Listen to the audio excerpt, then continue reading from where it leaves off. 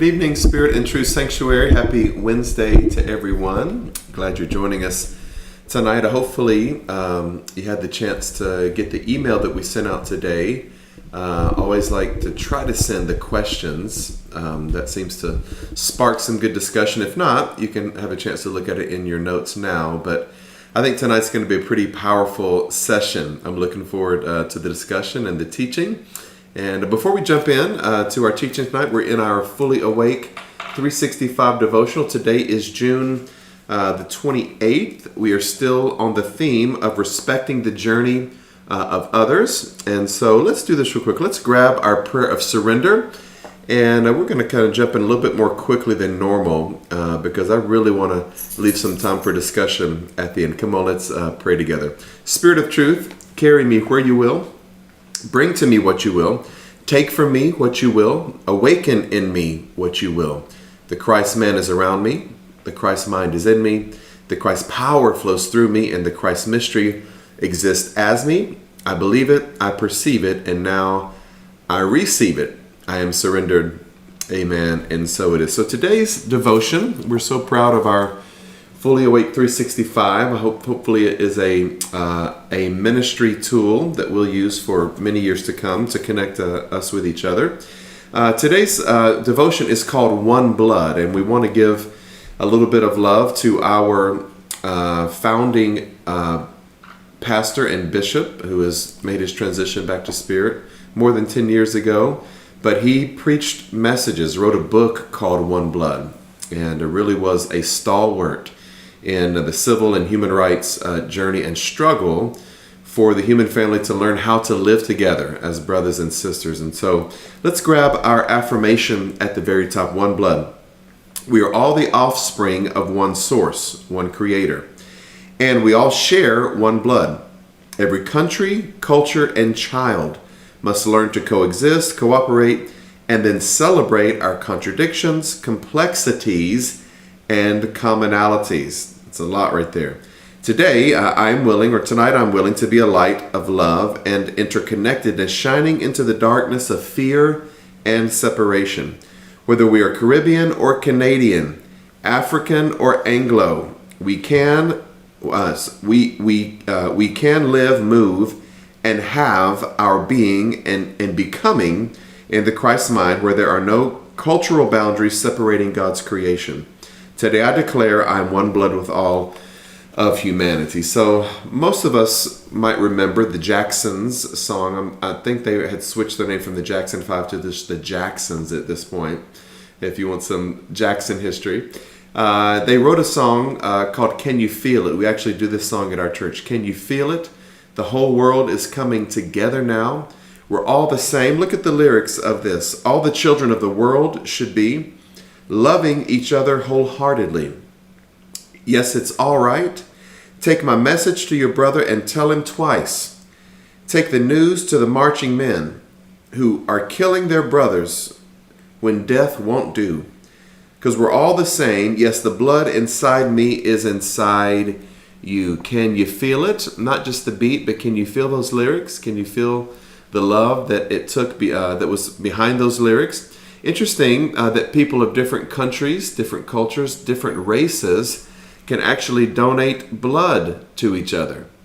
Our skin may be a little bit different, but within we are all the same creation. All the children of the world, all of the global human family come from one blood. The Jacksons didn't create this idea. They may have popularized it in the 70s or 80s, but this actually comes from Acts chapter 17 and verse 26. This is the Apostle Paul.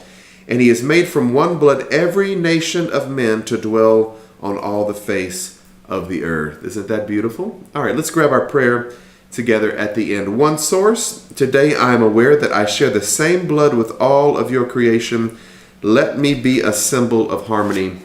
Amen. And so does. We'll connect again Friday morning for our 7 a.m. devotion. Looking forward to seeing you guys again on Friday morning. All right, let's jump into tonight's teaching. We are once again in Eckhart Tolle's A New Earth. It's been a magnificent journey so far into the self and into the soul, identifying our ego, our thought forms, our physical forms, all the things that we think we are, our memory, our past, thinking that we are our beliefs, our opinions, our politics. One of the things that we have been really focusing on recently is the ability to recognize our own insanity, the ability to recognize our own dysfunction, which of course becomes kind of just a crack in the door, the door just peeps open and says, if you recognize insanity, let's try something different. Let's work toward sanity. Let's work toward functionality and peace and joy and learning to live together in one blood. Another theme that we've talked about is our present consciousness not being synonymous with our eternal capacity. What does that mean? Wherever we are in thought now is not the end of our potentiality. It's just where we are now. If you've lived long enough, you know that your opinions have changed, your religion and religious views have changed, your politics may have changed, your idea of what you want to eat, what time you want to go to sleep, how loud you should play your music, where and how you spend your money and your time. All of those things really change over our lifetime. And so at 18, we may be at a certain state of consciousness, but that's not our eternal capacity. At 88, 70 years later, we are still not fully reaching our eternal capacity. And so wherever you are in thought or in your opinion, prejudices, biases, conditions, tribalization, wherever you are in thought right now, that is not really your full potential. And so as you have grown and will grow, we offer that grace to others, knowing that when we encounter someone of a lower vibration, that's really not who they are. It's just where they are at that moment. All right. So last week, we offered some questions. One, are all triggers related to the past? I think predominantly we found some synthesis that was pretty much the truth. Number two, we asked the personal question, what are your triggers? We individualize it. Number three, is knowing your triggers empowering? And we really lean toward answering that yes, is that knowing our triggers helps us to realize when it's happening, to calm ourselves, to be able to recognize that this is a trigger. Our emotional response is not who we are. And obviously recognizing ours helps us to give space to recognize others as well. And so that was last week's. Tonight's questions, before we jump in, I want to give you 6 questions. These questions are provocative. They are going to light you on fire. What you mean? All right, question number 1. Is the pain body the greatest obstacle to the arising of a new consciousness in humanity? Is the pain body? I think we're going to find some answers on both sides of that tonight once we get this teaching. Number 2, can a heavy emotional pain body result in physical pain and illness?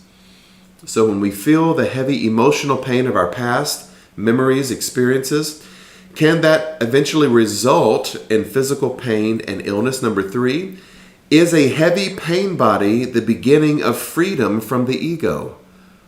What a thought-provoking question. Is a heavy pain body, carrying around all that emotional baggage, can that be the beginning of freedom from the ego? Interesting question. Number 4, can severe unhappiness lead to happiness?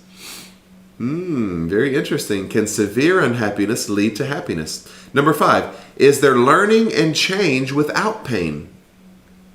In other words, is pain the only teacher that we have in our human struggle of waking up? Are there other ways to wake up other than just the experience of pain? Number 6, is consciousness that has become conscious of itself the realization of our divinity? That's a deep theological and philosophical question there. Is consciousness that has become conscious of itself the realization of our own divinity? That's a lot to chew on there. All right, this is week 48 in Eckhart Tolle's A New Earth. We're glad you're here. Spirit and Truth Sanctuary is an inclusive community where everybody, no matter what that label is, everybody is welcome at this table. Week 48, the pain body as an awakener. You're already getting a little hint that something that may be perceived as negative can be used as something positive. All things, even a heavy pain body, can work together for our good. The pain body as an awakener. Look at God in that. At first sight, It may seem that the pain body is the greatest obstacle to the arising of a new consciousness in humanity. It occupies your mind, controls and distorts your thinking, disrupts your relationships, and feels like a dark cloud that occupies your entire energy field. It tends to make you unconscious, spiritually speaking, which means totally identified with the mind and emotion. So there's a working definition there of unconsciousness. What is Tolle offering to us? That when you're completely identified with your mind and your emotions, that is a level of unconsciousness. Okay, so I'm identified with my mind. What's in the mind? Memories, beliefs, thoughts, prejudices, biases, favoritism, fears, projections into the future, worries of the past, whatever. That's the mind. Emotion. I am anxious. I am angry. I am jealous. I am insecure. I am prideful. I am sad. I'm happy. When we are completely disregarding the truth that we are not the mind and we are not our emotions that connect to the mind, we are in a state of unconsciousness. Interesting. It makes you reactive, speaking of the pain body. It makes you say and do things that are designed to increase the unhappiness within yourself and the world. So our individual consciousness does affect the collective consciousness. As unhappiness increases, however, it also causes increasing disruption in your life. Now watch this. This is kind of a transitional statement leading into a new field of awareness. As unhappiness increases, however, it also causes increasing disruption in your life. Perhaps the body can't take the stress anymore and develops an illness or some other dysfunction. There's one of the questions that we asked tonight. Continued stress can develop illness or other dysfunctions in our lives. Perhaps you become involved in an accident, some huge conflict situation or drama that was caused by the pain body's desire for something bad to happen. Or you become the perpetrator of physical violence. Can the pain body turn into physicality, either illness or physical response, maybe even perpetrating violence? Or it all becomes too much and you cannot live with your unhappy self anymore.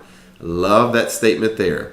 Has it become too much, and are you at the place where you cannot live with your unhappy self any longer? The pain body, of course, is part of that false self. All right, here's where we're going tonight. Whenever you get taken over by the pain body, whenever you don't recognize it for what it is, it becomes part of your ego. Whatever you identify with turns into ego. All right, I highlighted this in my notes tonight. Whatever you identify with becomes part of your ego. So what do we identify with? The past, memories, beliefs, religious and cultural conditionings, our physical forms, male, female, white, black, our sexuality, lesbian, bisexual, transgender, gay, straight, heteronormative.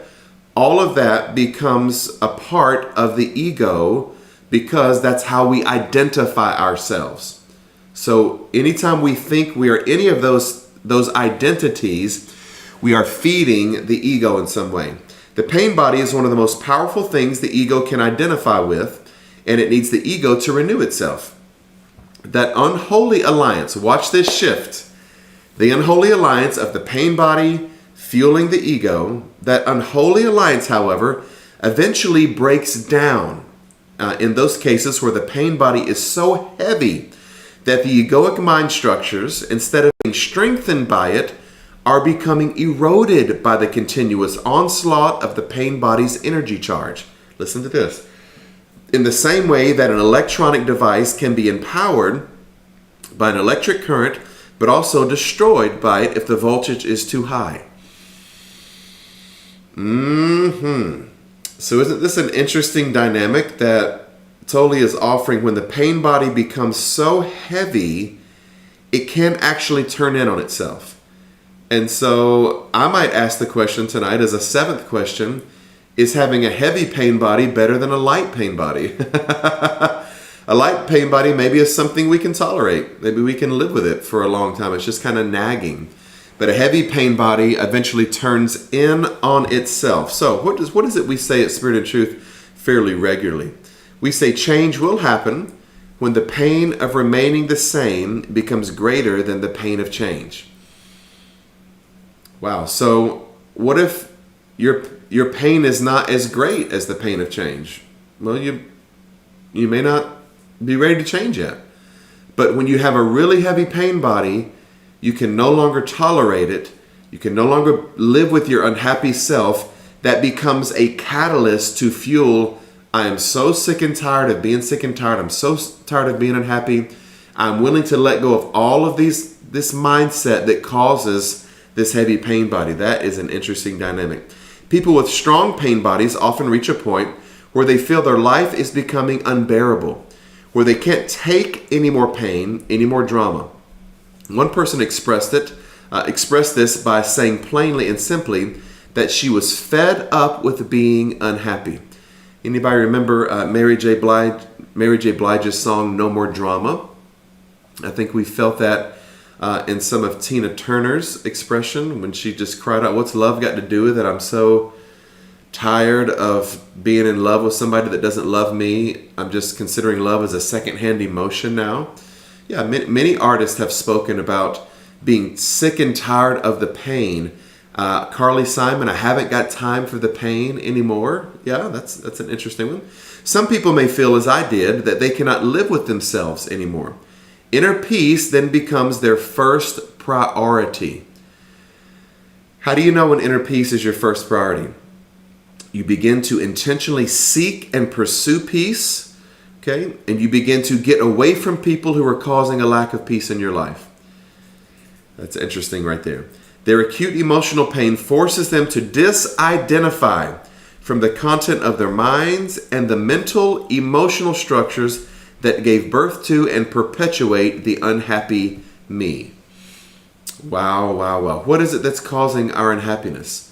Well, some of it is our heavy pain body, but once you really start letting go of your emotional baggage, of your memories, your experiences, the negative images in your mind, then you have a clear path to seek peace. Then you've got to realize, if I have attracted to myself people who are also living in chaos and drama, I may have to distance myself. I may have to find new friends, a new church, a new job, a new place to live, a new surrounding. Wow. They then know that neither their unhappy story nor the emotions they feel is who they are. Can we say that again? Your story, your unhappy story, and the negative emotions you feel about your story is not who you are. That is the heavy pain body that tries to convince you that that's who you are. You are not your story. You are not your unhappy past. You are the awareness that those things happen, and that's not who you are. I'm not the emotion connected to it. Wow. They realize they are the knowing, not the known. Aha! The knowing is always in the now. The known is always in the past. Rather than pulling them into unconsciousness, the pain body becomes their awakener. Look at this. Rather than pulling them into unconsciousness, the pain body becomes their awakener. The decisive factor that forces them into a state of presence, into awareness, into divine observation. Let me give you an interesting biblical story that I was reminded about today as I was going over these notes. The Apostle Paul had several different teachings about this. One was a personal teaching. He asked God to remove a thorn from his flesh. I believe it's 2 Corinthians chapter 12. And he said, I pleaded 3 times for God to remove this thorn from me. And God said, no, I'm not going to remove the thorn, because the thorn is working in you to create something, to create possibly a level of humility, to create something better in your life. The pain body, okay, the emotion connected to it, is producing something in you. We go on to realize that this thorn in Paul's flesh was given to him, he says, in the midst of great revelation. So starting from the book of Acts, Romans, Galatians, Ephesians, Philippians, Colossians, 1st and 2nd Corinthians, Titus, Timothy, all of Philemon, all of these books, Hebrews, are written by Paul. No other writer in the 66 canonized books of what we call to Biblia, the scrolls, our Bible, no other writer is as profound and has as many books as Paul. So if you'll think about this thorn in the flesh that was given in the midst of Revelation, could it be that this thorn was keeping Paul in a place where he could hear something that was bigger than revelation, bigger than what he has known? Could it have kept him in a space of openness to hear what Spirit was saying to him? I think it's interesting. God said, I'm not going to remove it because it's going to help you it's going to help you give some really powerful truths. And of course, Paul also filters in some of his prejudicial ideas, some of his misogyny and racism a little bit. Yeah, of course that's in there. But if you can weed through that, there's also some very powerful teachings in the Pauline epistles. So let me give you another example of this heavy pain body producing something of an awakening. Paul had two disciples. Their names were Hymenaeus and Alexander. And it's an interesting story, both about Paul, the disciples, the pain body, and about this concept of the devil. And so the scripture says of Hymenaeus and Alexander that Paul turned them over to the devil. Literally, he turned them over, scripture says, to the devil, so that the devil might teach them not to blaspheme and save their souls. What you mean? The devil is teaching Hymenaeus and Alexander how not to blaspheme and going to save their souls in the end. Well, this is one little hint we get in many hints in Scripture that the devil is not a person, it's not a presence, it's not a pitchforked thing, it's not a fallen angel that's fighting with God and Michael and Gabriel and all this craziness, all this Greek mythology. Okay, the devil is an idea. The devil is a consciousness. And so what Paul says is, really, if you translate that, it's saying, I'm going to allow them to stew in their juices. What does that mean, stew in their juices? In other words, I'm going to give them over to every passion that they are seeking after. So that in the creation of such drama and pain in their lives, they finally will realize this is not the path to walk on. This is not what I want to do. I just think I want to do this. This is creating pain, drama, isolation, very difficult consequences. As David said, if I make my bed in hell, behold, you are there. The prodigal son in the hog pit of his own making came to himself. Yeah. So how can we relate that to the heavy pain body? The pain body may be that stewing in our juices, refusing to let go of our emotional pain, living in the story of our difficult childhood and neglectful father, overly doting busybody mother, auntie that molested us, or uncle that abused us somehow, or teacher that said the wrong thing to us, or pastor that didn't see all of our potential. Okay, we can only live in that for so long before that heavy pain body becomes physical illness. It can become physical violence, but hopefully that pain body becomes heavy enough to where we say, I'm sick and tired of being unhappy. I choose to forgive, not for their benefit, but for mine. I choose to get rid of this emotional pain, and this heavy pain body was my awakener. I was turned over to the devil, to pain, to memory, to the past, whatever you want to term that as, so that my soul was saved, my mind was saved, my spirit came back alive. Interesting. Very, very interesting. All right, look at the next paragraph. Says, however, due to the unprecedented influx of consciousness we are witnessing on the planet now, many people no longer need to go through the depths of acute suffering to be able to disidentify from the pain body. All right, so let's break that down. Because there is a higher sense of awareness and consciousness now, Tolle is offering that possibly there doesn't have to be this heavy pain body to help us disidentify from our thought forms, from our physical forms, from our pains. So here's the question. Is there learning and change without pain? Is there really awakening, learning, pain, disidentification from our forms, both thought forms and physical forms, without pain? Can we change without the incentive of trying to avoid pain? Interesting question. Can a church survive without the promise of heaven or the curse of hell? Yeah. How do you receive an offering? Let's apply that to our lives. Do I have to have these heavy consequences of pain to change in my life? Do I have to learn from tragedy? Do I have to be divorced 5 times before I learn how to live peacefully with someone else? Or to choose someone who wants to be at peace?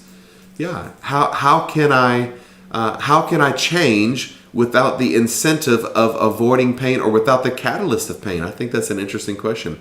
Whenever they notice they have slipped back into a dysfunctional state, they were able to choose to step out of identification with thinking and emotion and enter the state of presence. They relinquish resistance, become still and alert with one with what is within and without. That's interesting. I am one with what is within, with my awareness, with my thoughts, knowing that I'm not my thoughts, and I am one with the physical world that is around me. Wow, I don't accept that things can't change, but I'm aware that what is right now. I'm not in denial about it. The next step in human evolution is not inevitable, but for the first time in the history of the planet, it can be a conscious choice. Who is making that choice? You are. And who are you? Listen to this. Consciousness that has become conscious of itself. Can I say that again? Who are we? We are consciousness that is now conscious of the self. Okay, I'm aware that I'm conscious. I can think about eternity. I can think about this idea of God or future or past or other life forms, other places, or I can think of those things. I can daydream. I can imagine. I can project into the future. That's my conscious mind to some degree. But now I'm aware of my consciousness. I'm aware that I'm not my emotions. I'm aware that I'm not my story. I'm aware that I'm not my beliefs or the things that happen to me. I'm not a database of memories stored up in some personal iCloud. I'm not those things. And so now I'm conscious of consciousness.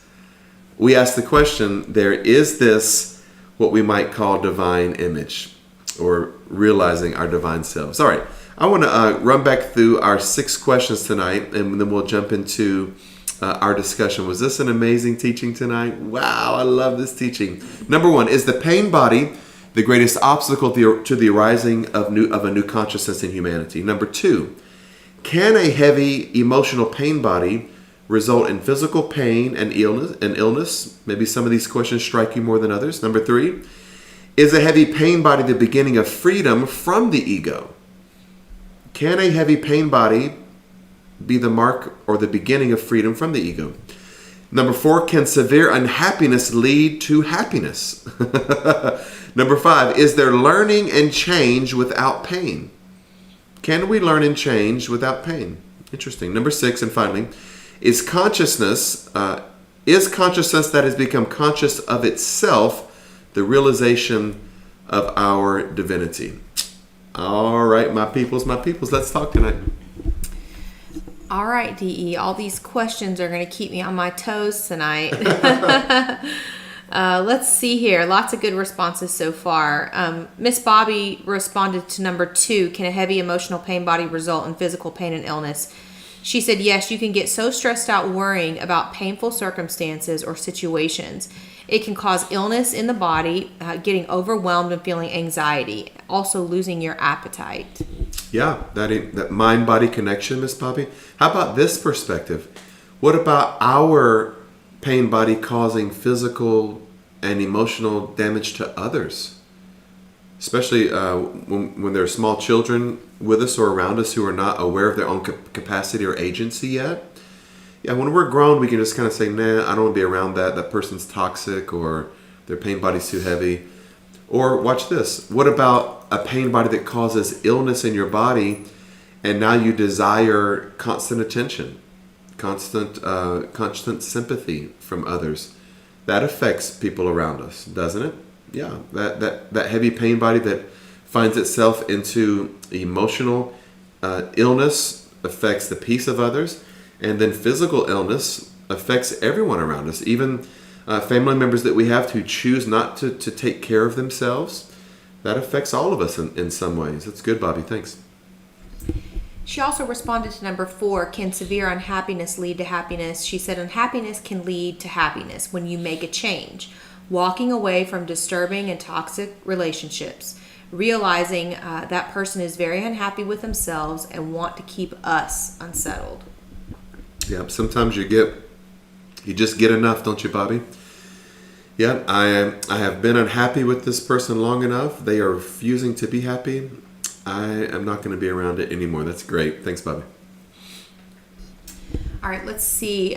Jen shared to number 4 and 5, can severe unhappiness lead to happiness as they're learning and change without pain? I've experienced great trauma since the pandemic. My result has been to show greater compassion. All of us are going through something. I have become keenly aware of this fact. There can be change without pain, but experiencing pain made me much more compassionate. I've received accolades with my employer because of my compassion towards my customers. It's good. Yeah. I think you answered it yes and no. I love answers like that, Jen. Yeah.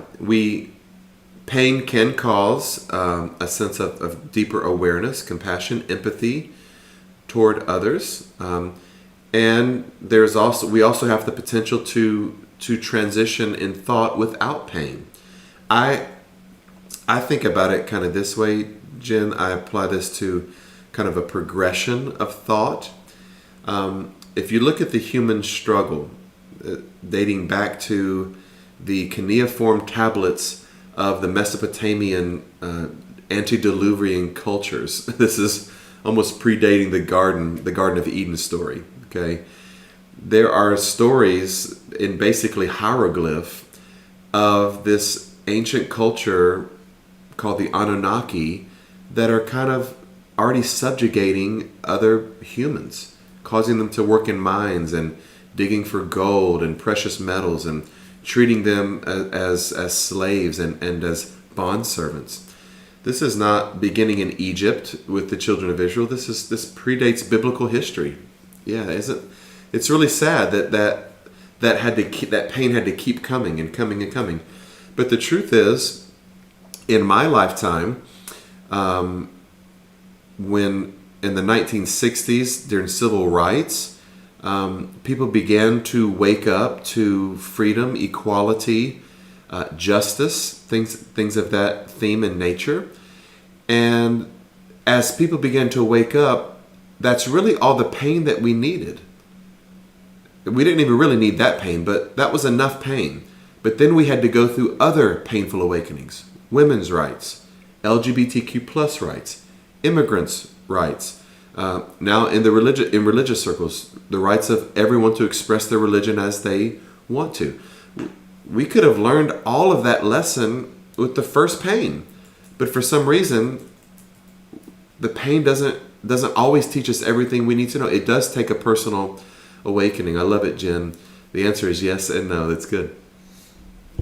All right. Richard answered all 6, so let's get into it. Get into it, Richard. Yes. Is the pain body the greatest obstacle to the arising of a new consciousness in humanity?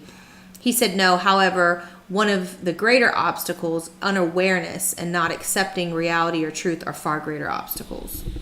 Yeah, I like that. The pain body is one thing that feeds the ego, but probably the lack of awareness would be a pretty good rival to the pain body. I love that, Richard. Number 2, can a heavy emotional pain body result in physical pain and illness? He said yes, similar to how stress can cause serious negative physical health problems or illness. And Irma also commented, I truly believe that stress can cause serious negative physical pain and health problems. Yeah. Have you ever heard anybody go to the doctor and they come back with a prescription from the doctor that doesn't involve medication? It involves you need to sleep more. You need to take walks and get away from stress. You need to not work quite so hard. Yeah, every illness we have is not always something that can be medicated. It has to be treated with treating ourselves better. Yeah, and getting an emotional place where we are not creating illness in our body through emotional baggage. That's good, Richard.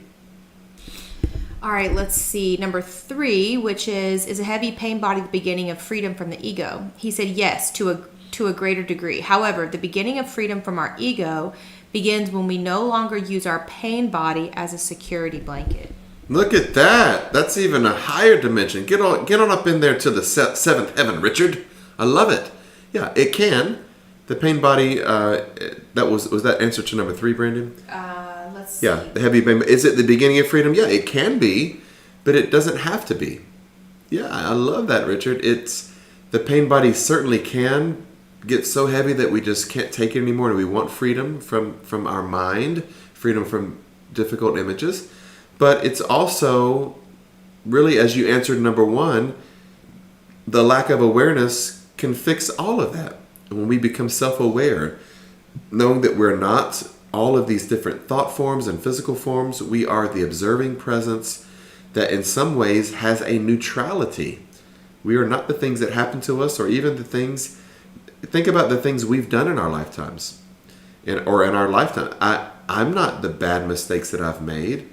I'm the observing presence of those things that says, hey, that's not who I want to be. I don't want to create that.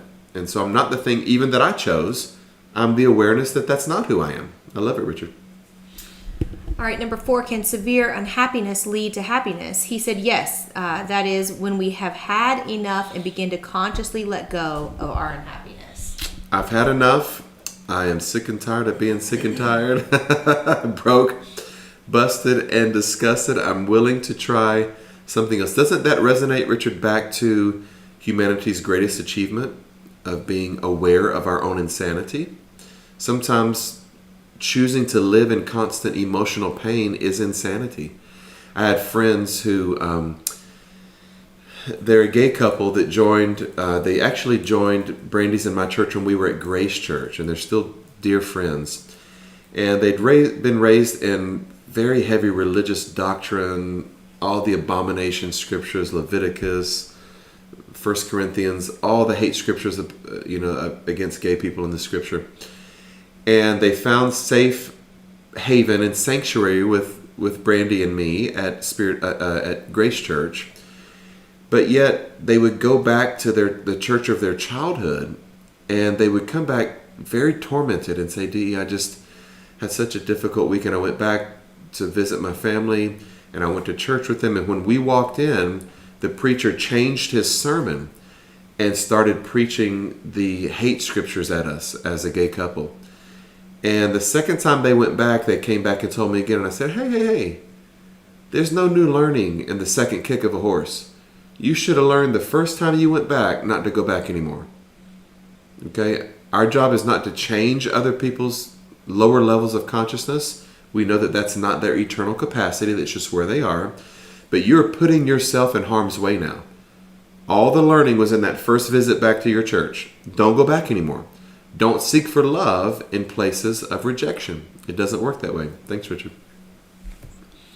All right, let's see. Moving on to number 5. Is there learning and change without pain? He said yes. Pain body can be a powerful motivation for change, but it usually leaves scar tissue. Yeah, can we learn without pain? In other words, does there have to be pain to learn? Do we always have to experience it for ourselves to know that that's not what we want? Yeah, I think a lot of the lessons I've learned in my life have been painful and have been things that I chose. But some of the things I've learned, I've looked at other people's lives and gone, I don't ever want to do that. I'm not doing that. I don't want to be in that. I don't want to create that. I see the stress on them. I see the dysfunction in their family. I don't want that on me. Yeah, but most of the time, people have to learn from pain. But there are occasions, and in the higher mind, and those who are really awake and aware, we don't have to learn through pain. We can just open up and allow Spirit to guide us. Beautiful. All right, and lastly, is consciousness that has become conscious of itself, the realization of our divinity? Number 6, yes, to a great degree. However, one's divinity or and awakeness and awareness actually causes us to not be fully in a state of presence. If we allow our pain body to negatively impact and empower our state of presence, our divinity. I love it, Richard. So let's use the archetype of Jesus of Nazareth for a moment. Okay, he was raised in pain. Okay, he was born to a fairly poor family. He was did manual labor. More importantly, he was under the occupation of Roman aggression, and so Jerusalem, Nazareth, Bethany, all the places where he frequented was his homeland, but there was always the presence of another military governmental force there, the Roman Empire. And it was difficult for him. Even he was born into Herod of Antipas, giving a decree that all the firstborn Hebrew male children should be killed. And so his parents had to hide him. They were fleeing for the life of their son Jesus. And so some of that pain was on him. Of course it was on him. So he was asked at one point, "Good Rabbi, what shall I do to inherit eternal life?" And he said, "Why do you call me good? No one is good." What was that speaking through him, Richard? Was that his heavy pain body? Was he speaking that I've experienced so much emotional, cultural, racial, militaristic pain that how could I be God? I'm not good or God. And maybe that finally he got enough of that. And he comes back and says, "Yeah, I'm so good the rocks will cry out." Or, "If you've seen me, you've seen the Father." Or even better, when the Pharisees said, "You being a man claim to be God," he said, "Yeah, I'm God. You are too. You're just not awake to it because you're still stuck in your pain." Psalm 82, he quoted their scriptures. All of us are sons and daughters of the Most High. All of us are gods, little g, expressions of the one source. So what was the difference? Did his pain become so heavy that he finally got done with it? Who knows? Maybe in the wilderness with the devil, he had enough of ego, and in that cleansing, he came out with the ego in check. Who knows? But it's an interesting study either way. Thanks, Richard. All right, moving to Miss Irma, she actually responded over on Facebook to Bobby, who's on live stream. Bobby commented about losing your appetite, even with regard to number 2, can a heavy emotional pain body result in physical pain and illness? Irma commented, answer to Miss Bobby, I'm experiencing appetite problems right now. For the last couple of weeks, I cannot eat anything solid. I have been existing off broth. I never thought it would be the loss of losing a job I loved.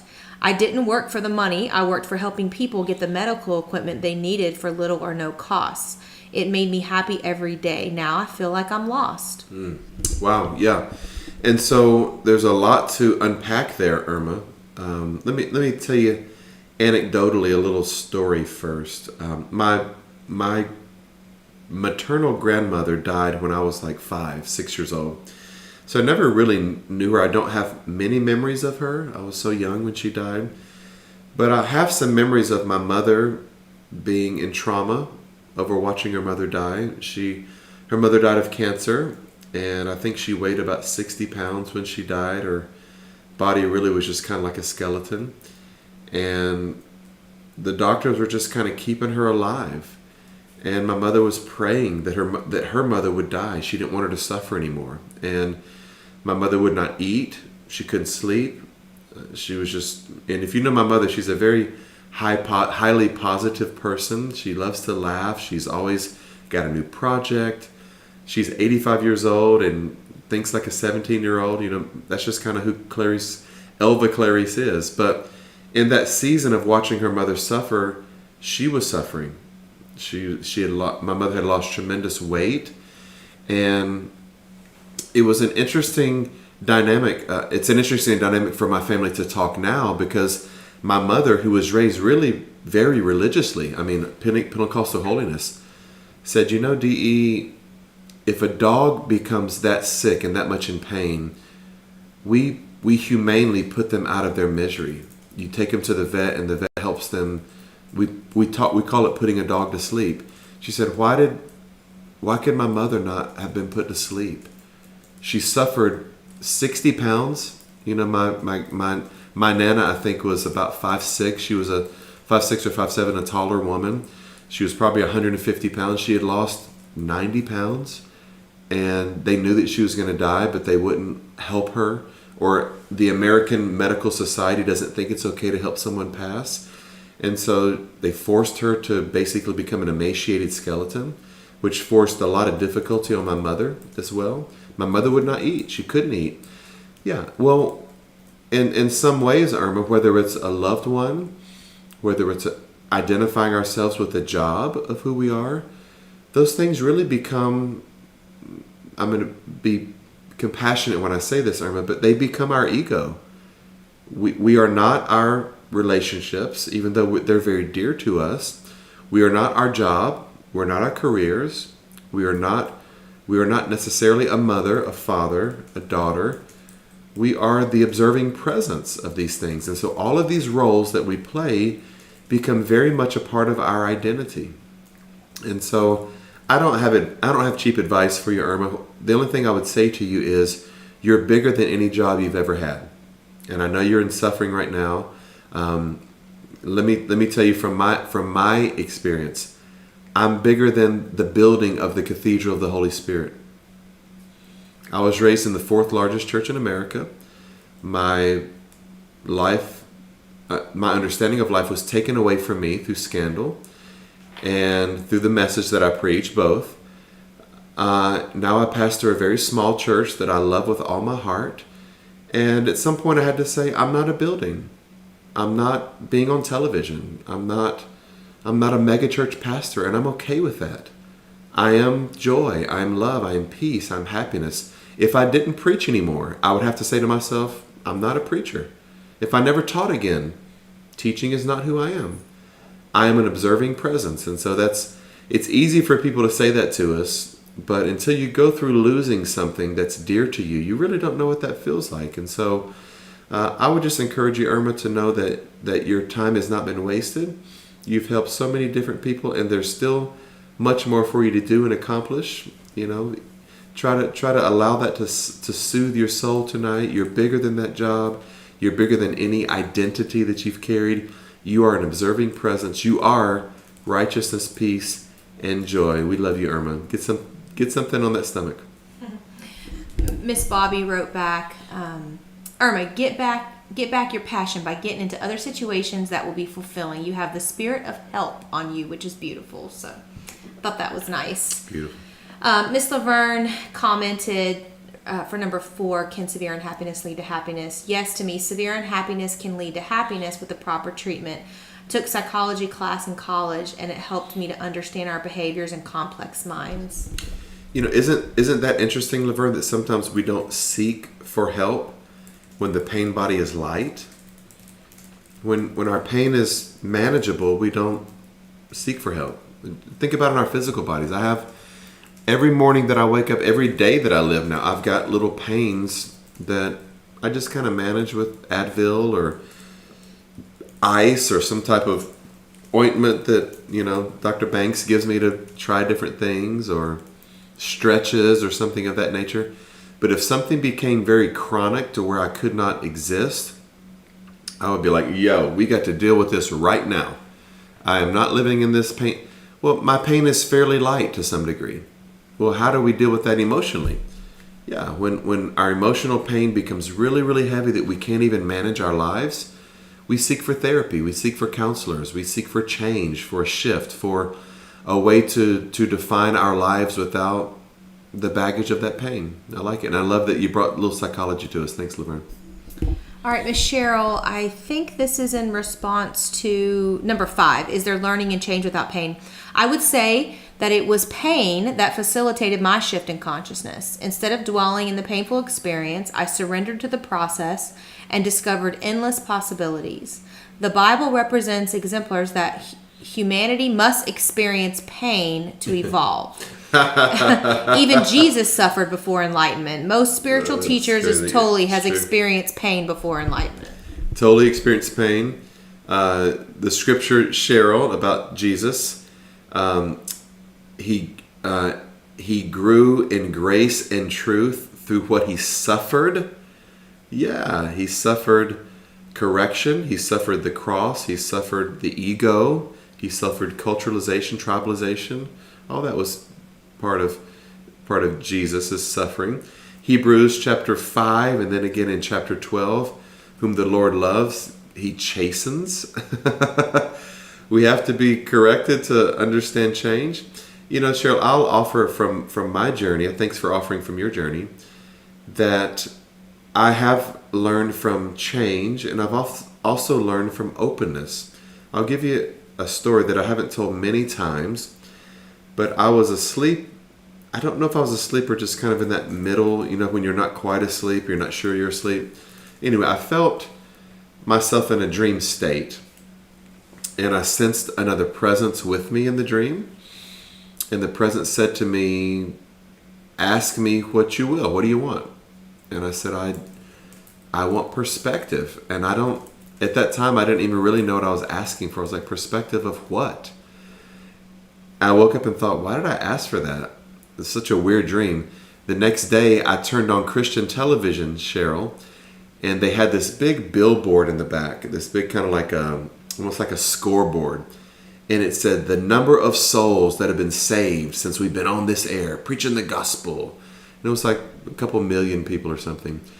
And that same presence asked me, how many millions have been turned off because of Christian television to God?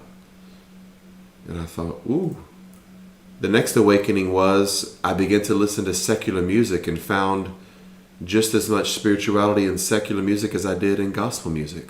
My next awakening was I had a dream that I was in church and God asked me about being in God's presence and what would I do to be in the presence. And I said I would do anything. And that presence said to me, would you live with a man? And I said, the devil is a lie. I'm not living with no man. I'm heterosexual. What do you mean would I live with a man? And the presence said, that's what you're asking them to do. You're asking them to be something they're not so they can come to church and be in worship. I woke up in tears like, what is this? What is this thing speaking to me, asking me things? There was no catalyst of pain at that point in my life. I was just open. I just opened a portal to want to know more, want to see differently. However, once there was some heavy pain in my life, that open portal became a gusher, a flood, a gully washer, a frog strangler. Yeah, any Southern people out there? Yeah, once what I was already feeling and kind of tiptoeing in my sermons, once the pain came, I was like, okay, I've got nothing left to lose. This is who I am. I'm going to say what I'm going to say. If you don't like it, sorry, deal with it.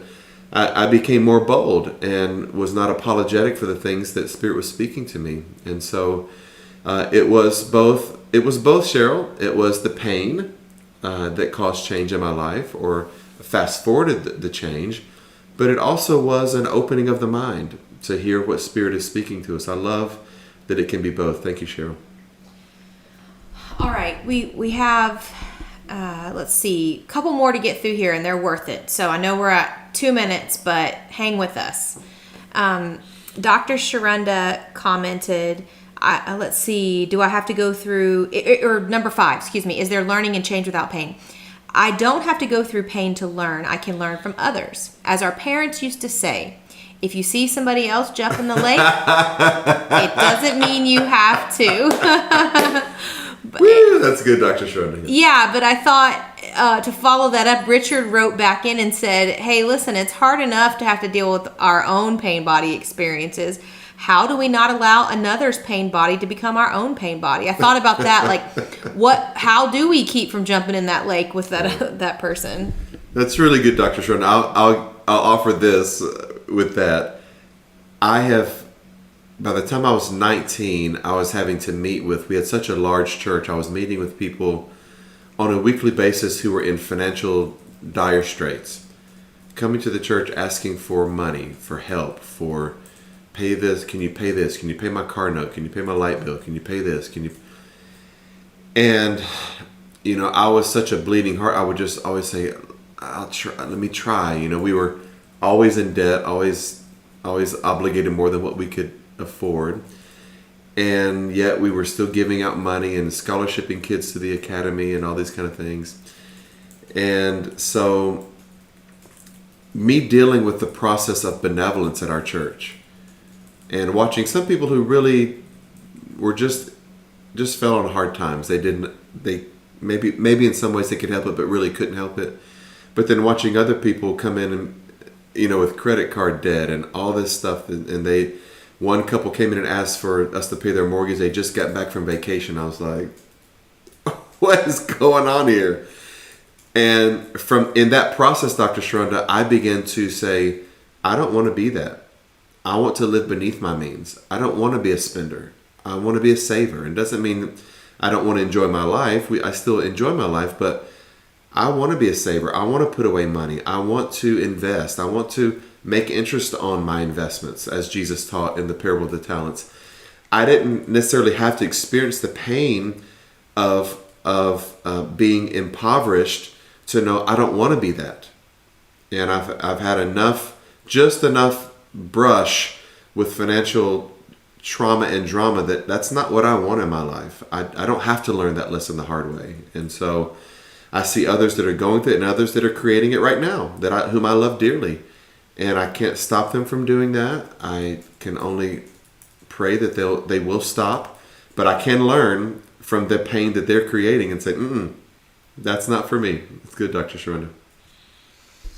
All right, and our finale for tonight, Eye of Ra Productions. I'm still not sure who that is. You'll have to tell us, or you can stay anonymous. That's totally fine. That's right. But Back Again responded to number 6.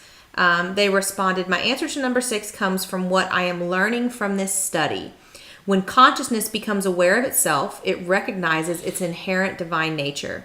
This realization involves a deep understanding that our essence is interconnected with the universal consciousness or divine presence.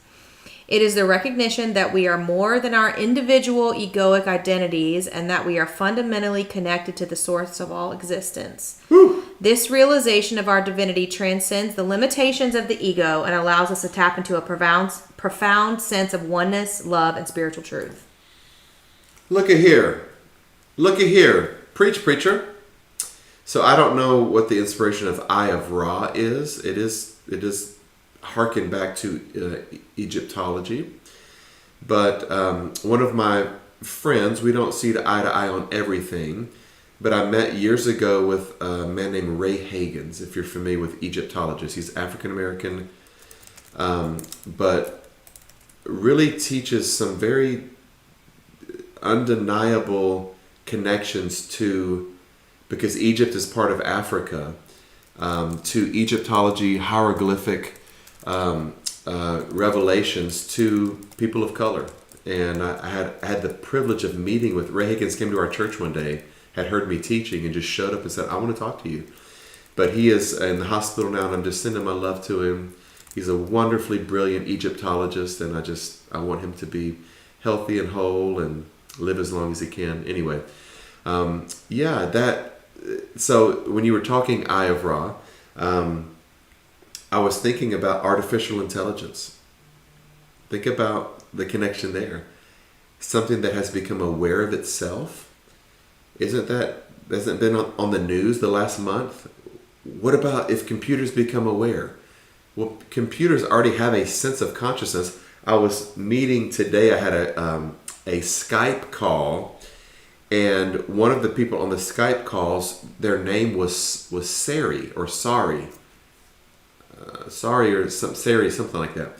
And every time the person would say the name, my phone would think it was saying Siri. It'll probably wake up right now when I say it. And so I had to eventually turn my phone off because my phone was thinking that something was being said that was not being said. How long is it before this artificial intelligence becomes conscious of itself? That leads us back to 1984, I think. The movie The Terminator was the first movie about artificial intelligence. The movie 2010, if you're familiar with that movie, when a computer becomes aware of itself. Well, we in some ways are a computer. We were given consciousness by Source. And when we become aware of our ability, how about this? We become like God, as Lucifer, the serpent, said to Eve. That's actually true. We are aware now that we have the power of life and death in our tongue. We have the power to create. We are made in the image and likeness of God and good. And so that is the beginning of our divine awakening, is that we are a part of the universal mind, the universal intelligence that can create the life that we choose to live. And so why suffer any longer in a reality that we don't want to be a part of? Choose the life that you want to create. Wow. That made my baby leap up inside of me, Eye of Ra. Thank you for being here again. We welcome you always at Spirit and True Sanctuary. All right. We're going to give, are we doing some shouts out tonight, Brandon? Yeah. We ran out of time last week, but we want to give some shouts out tonight to some beautiful peoples. Miss Bobby, Cheryl, Gloria, Dr. Sharon D.E, Pastor Curtis and Esther, Dr. Ray, Ben and Vicky, Josephine, Myrna, Jen, Pastor Fred and Mary, Rosaline, Laverne, Ivy and Margie, sending all of our love to you, Margie. I know during the loss of your brother, we love you so much. Elaine, Ethel, Crystal. Crystal lost her mother a few days ago. Crystal, we love you. Sending our love to you. Emma, Lenora, Sandra, Taria, Randall, Renfro, Doreen, Sheila, Glenna, Irma, Regina Scott, Tanya Winfrey, Richard, Terry, Brenda, D.E. Henry, I love that name. Sylvia, hey Miss Sylvia Garrett. Eye of Ra, Reverend David Alexander. What you mean, Jelly Bean? Sneaking in here on us on a Wednesday night. Lexus Davis, thank you guys for joining us tonight. And we certainly hope to connect with you again on Friday morning. Let me give a quick announcement. Tuesday is July 4th, and we will not be having connection service on that day. LaDonna wanted me to give that announcement. We'll post it on social media. We'll also send you an email to remind you. We'll announce it Sunday in church, but no service in person or virtual this Tuesday morning. So take the day off, Tuesday, July 4th. We're looking forward to seeing everybody Friday for our devotion. And then let's grab our closing affirmation tonight. Come on, let's read together. Tonight, I am willing to recognize dysfunction, my greatest achievement. If suffering is the normal state of humanity, I do not wish to be normal. If I've created God in my image, I will surrender to the truth that I am made in God's image. I am neither an external physical form nor any internal thought form. I am a spiritual being capable of experiencing physical form and the observing presence, open to considering a diversity of thoughts. My present thoughts do not reflect my eternal capacity. My potential for awakening to self and spiritual transformation are endless. Amen. And so does. Look, it's 7:37. We went a long time. I ended the teaching at about 7 o'clock tonight. That means we talked a long time tonight. I love it. All of this discussion tonight. Iron sharpens iron as one man sharpens another. We love you guys. Go in peace. We'll see you Friday morning.